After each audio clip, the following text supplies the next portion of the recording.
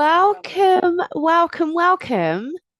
to today's episode. And it is my 100th episode. I'm really celebrating 100 episodes. And when I was thinking about what do I want to do for my 100th episode, it feels like a real milestone. It feels like a real achievement to have got here. And I really wanted to create an episode that I thought would be so valuable. And I've been thinking, like, what are the five things I want people to know? And what are the three things I want people to know?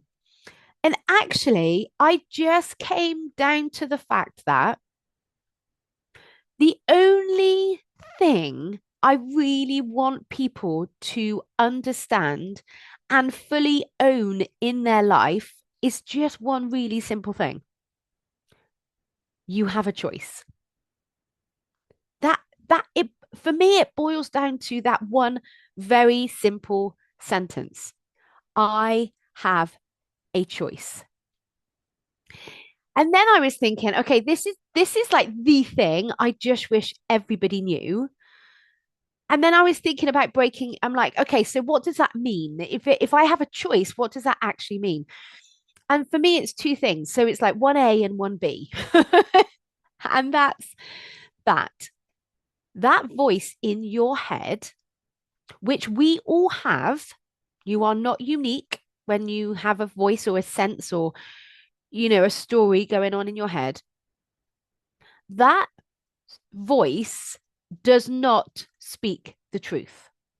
It is not an accurate predictor of reality, of the future, and even of the past. So our thoughts are not facts. And when you start to become aware of your thinking, when you start to become aware of your thoughts, then you get to choose whether you continue to believe them or not.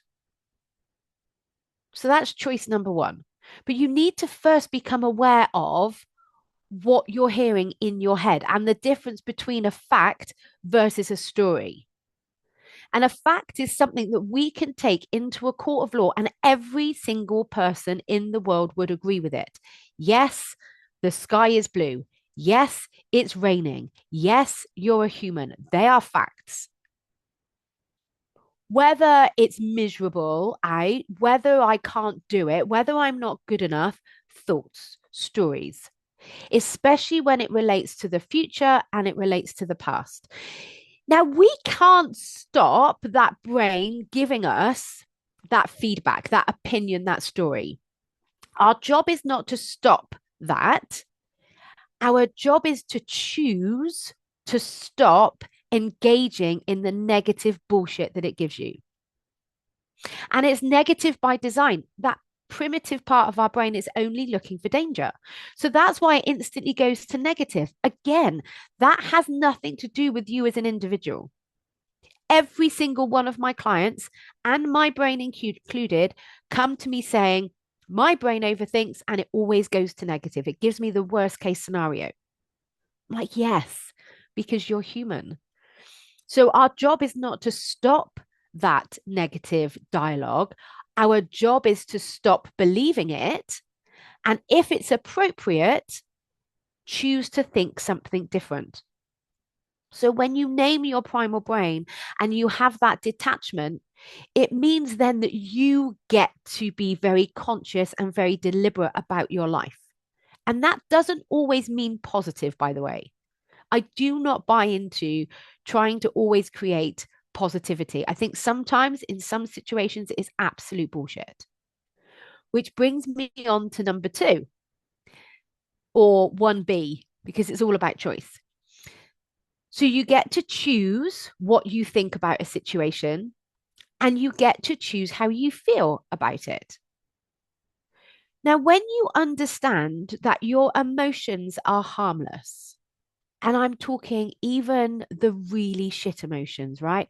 Anxiety, guilt, embarrassment, shame, which is that's a really sticky, horrible emotion, isn't it? But they are actually harmless. And you kind of know this because you've felt them many, many times in your life and you're not dead.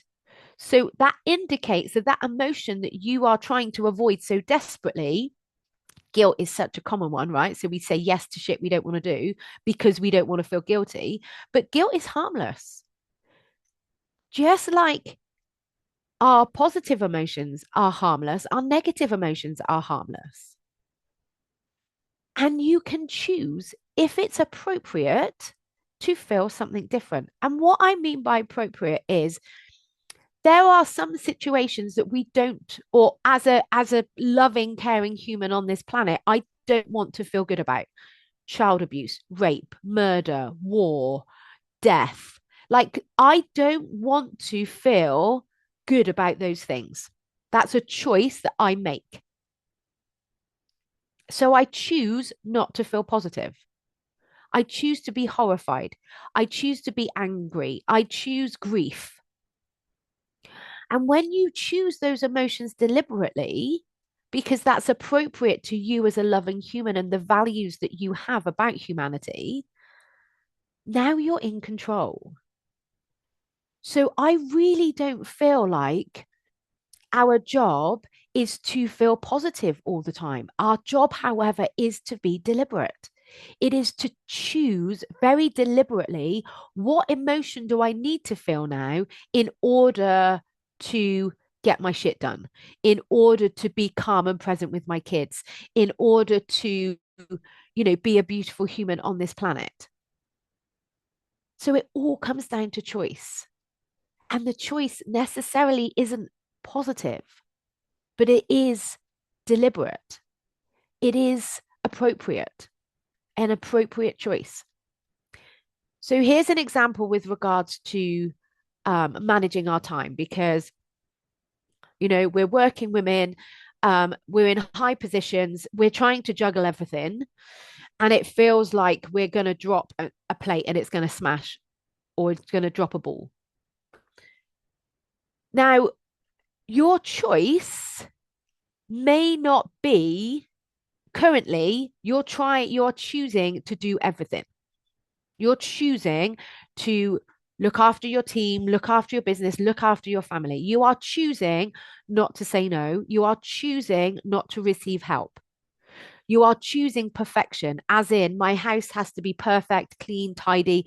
The kids have to be fed healthy. You are choosing perfect over presence. Well, if you're continuing to choose that, I promise you, your life is going to be a struggle because it's impossible.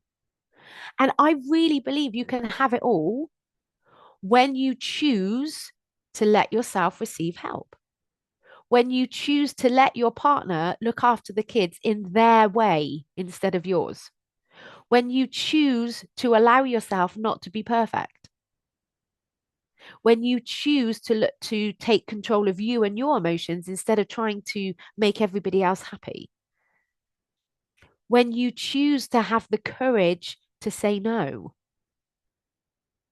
and choose to experience guilt because guilt keeps you on your moral compass. Guilt keeps you a beautiful human, but it doesn't have to be the decision maker. So if you're choosing help, if you want to learn how to say no, the required emotion is courage. You have to have courage. You have to have the courage to be able to go against what you've done up until this point in your life. And yes, some people won't like it. So again, you have to have courage. You have to choose courage in order to change that. That's a choice. And courage isn't necessarily a a gooey, nice, soft, lovely emotion. It's an edgy emotion. It's a strong emotion. It's an emotion that moves you towards the person you want to be instead of the person that you've always been. So courage is a very deliberate emotion. And it's not really positive, but it gets your shit done. It enables you to focus on the task in hand. It enables you to say no when someone's asking you to do something that you don't want to do or that's going to take away your focus. Courage is a choice. And knowing that I have a choice over every single situation that is put in front of me is what makes me feel so grounded and so in control of my life. I do not then sit here thinking that my life is going to be easy because it fucking isn't. Especially right now, my husband and I are going through it. Like our cash flow, because we're now both self-employed, we haven't learned the cash flow skills yet. We haven't learned the effective business skills yet. We will, but we're not there yet. So we're living with a lot of fear, and that's okay. I don't want to feel positive and rainbows and daisies about the fact that I don't know how I'm going to pay March's mortgage. But fuck me, I do feel determined. And when I create determination, that gets me looking at other opportunities where I can bring in income. Determination isn't necessarily a positive emotion, but it gets you moving. It gets you moving. And knowing I have a choice, I get to decide how I'm going to experience this situation. Sometimes might look like rocking in the corner, bawling my eyes out with snot bubbles. That might be appropriate. Fortunately, we've both got both sets of parents in our life.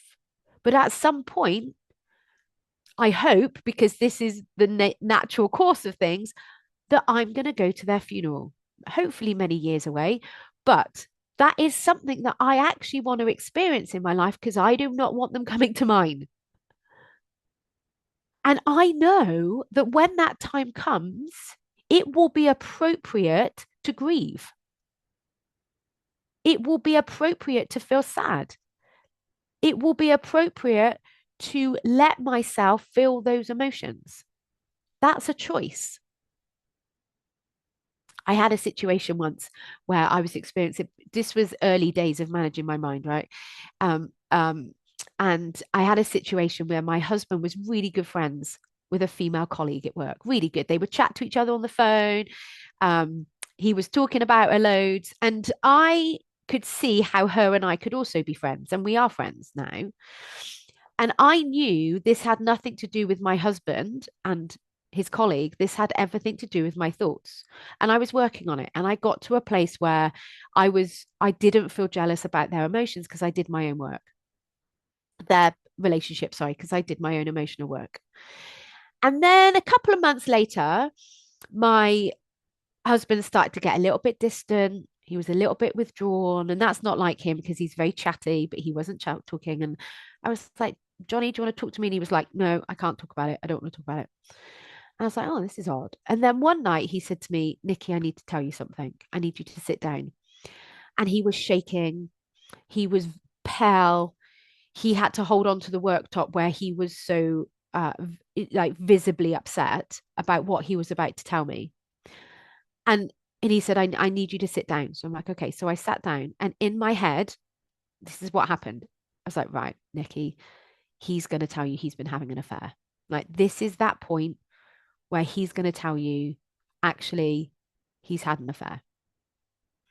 Then I thought to myself, okay, you have a choice. It does not matter the words that are about to come out of his mouth. You get to control you and how you choose to respond. And I have never felt so powerful in my whole life. I stood up, I sat up straight, my shoulders went back, and I fucking had my back in that moment because I knew, regardless of what was about to come out of his mouth, I had a choice. And of all the ups and downs that I've had in my life, I am so beyond grateful that I know this now. What actually then came out of his mouth, I chose to find very funny, much to his shock. He literally thought what he was about to tell me was going he hadn't had an affair. What he was about to tell me was he was going to be, not putting his kids to bed ever again. It was something that had happened like 20 years ago. And I chose to find it funny. I'll let him share the story because it's not my story to share. Although I bet you're really intrigued now, aren't you? And but regardless, I knew because of the mind management skills and the emotional resilience skills that I now have, because I have learnt them with my coaches and through my own coaching, that is what's given me a really solid, grounded base on which life can then go to shit around me. And I've got myself because I know I have a choice. So, this is my wisdom for my 100th episode for you. And if you're new to this and you're not really familiar yet with your mind, you probably don't know you have a choice. And that's going to feel a really shit place to be, really shit place to be, which is why I really feel like everybody needs a coach, even if it's not me. I am a fucking good coach for the right person, but I'm not the coach for everybody, which is why going and talking to somebody, finding who you resonate with on an energetic level, and you may not be able to articulate it, you will just get it. You will just be like, no, that's who I want to talk to. Having someone who can very lovingly call out your bullshit so that you learn you have a choice is priceless. Is priceless. And then people go to me, oh, yeah, but it's really selfish if I spend money on myself. No, it fucking isn't. It's actually more selfish staying in the resentful, frustrated, snappy version of you that you currently are. I'm not judging you. I'm not judging you. But that's selfish. When you are the best version of yourself, that's what makes you the best mum, colleague, friend, sister, daughter, wife, whatever. That's not selfish. It's not. Investing in you is the most selfless thing you can actually do for the people that you love. Just consider that for a second. How amazing would you be if you learned the power of choice? If you learned emotional resilience, you'd be so much calmer. You'd be so much more present in everything you do. And then when you're present, you're so much more effective. You get so much more shit done without any extra drama on top. This would be my gift to you. So if this resonates with you, please get in touch with me. Let's have a conversation. And I promise you, if you're willing to invest in learning these skills, your life will fundamentally be different because of it. How you choose to experience your life will be different because of it. And it's a very powerful gift to give your team, your family, the people you love, as well as for you. If you have liked this episode, I would be so, so, so beyond grateful if you left me a review, if you rated it, whether you listen on Spotify, Apple, whatever platform you're listening to me on, please go and leave me a review, rate this podcast, because that's what gets it in front of more working women. And I am so desperate to get this message to them, to help them, to support them, even if they never come and talk to me. The value and the lessons that you can take away and practice will change your life. And listen, you do have to practice them. Listening to this is nice, it's lovely. But actually, what's going to make a difference is if you just take one thing away from today and go and practice it. Even if that's going, okay, if I had a choice in this situation, what would I actually choose? And then practice that. And sometimes it's not positive. And that's a beautiful, beautiful thing. Have the most incredible week. Happy 100th birthday to the Working Woman's podcast with Nikki Bevan. I cannot wait to give you the next 100. Have an awesome week. Bye bye.